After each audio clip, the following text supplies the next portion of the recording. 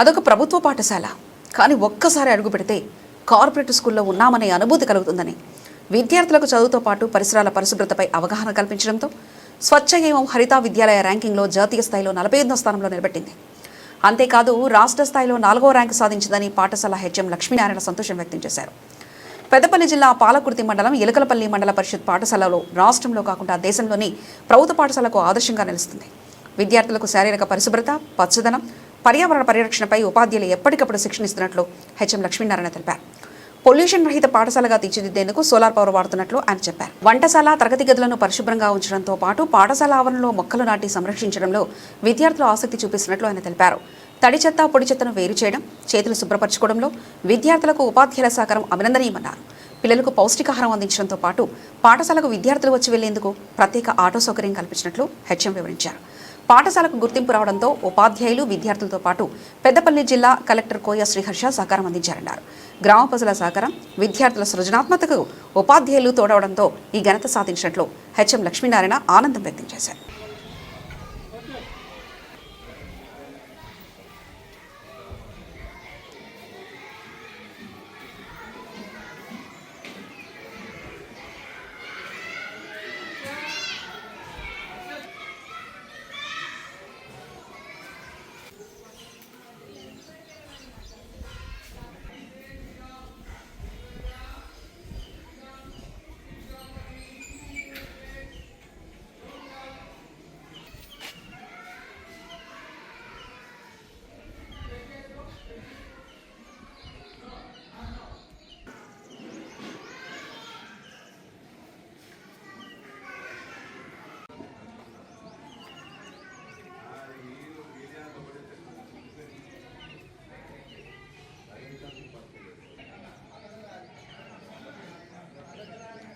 Script లాగా నాకు తయారు చేయండి.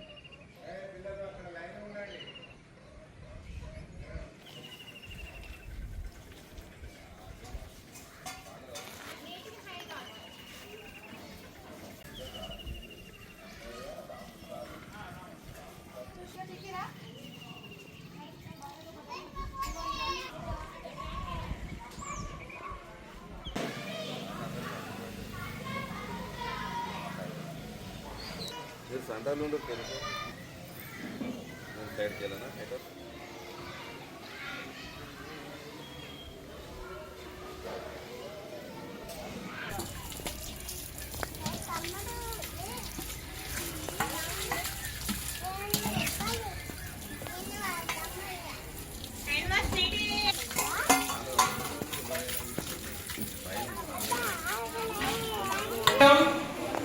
while going for lunch, all of you go in a line.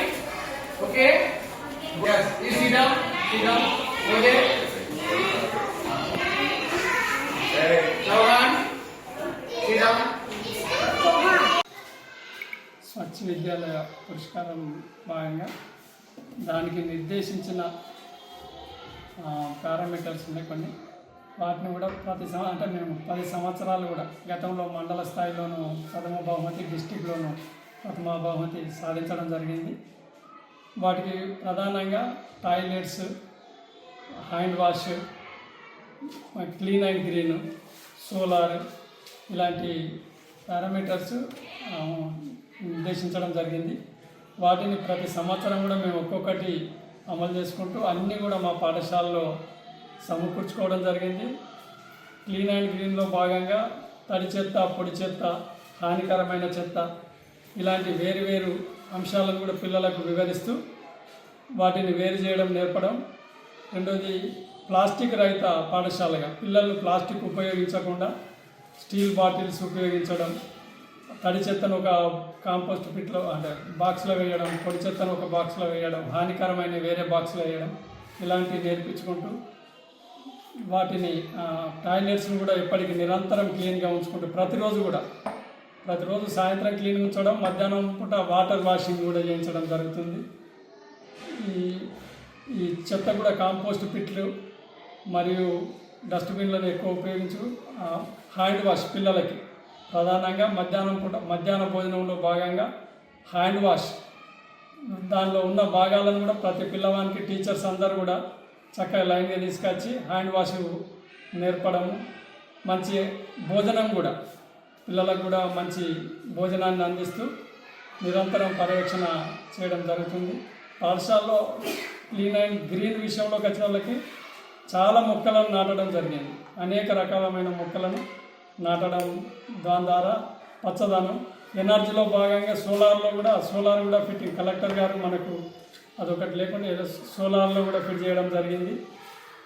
ఇలాంటి అన్ని పారామీటర్స్ దృష్టి పెట్టుకొని గవర్నమెంట్ మనకు రాష్ట్ర స్థాయిలో 4వ బహుమతి, జాతీయ స్థాయిలో 47వ బహుమతి మన పాఠశాల సాధించడం జరిగింది.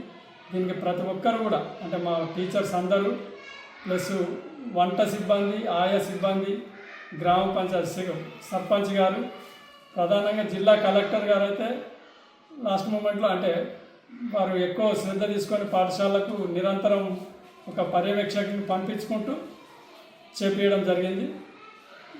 దీని ద్వారా మన పాఠశాల ఈ ర్యాంకు సాధించడం జరిగింది. అందరికీ కూడా ప్రత్యేకమైన కృతజ్ఞతలు.